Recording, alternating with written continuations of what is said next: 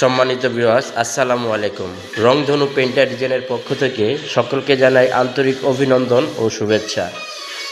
ইতিমধ্যেই প্রথম চ্যাপ্টারে আপনাদেরকে আমি দেখিয়েছিলাম কিভাবে শিরিষ কাগজ এবং পাথর দিয়ে ঘষা কমপ্লিট করেছিলাম। তারপরের প্রক্রিয়া ছিল আমাদের ধোয়ার। আমরা ধোয়া কমপ্লিট করেছি। তারপর এক সপ্তাহ গ্যাপ দিয়েছি মাঝখানে।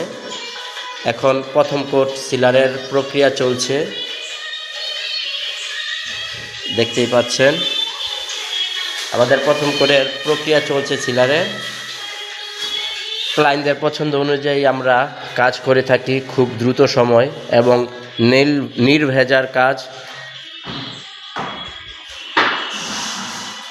দেখতেই পাচ্ছেন।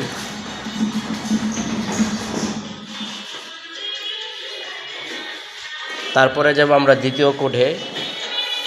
দ্বিতীয় কোট দেওয়ার উদ্দেশ্য একটাই, তারা এখন রং করবে না, তারা সময় নিয়ে রং করবে যাতে টেকসই এবং মানসম্মত হয়।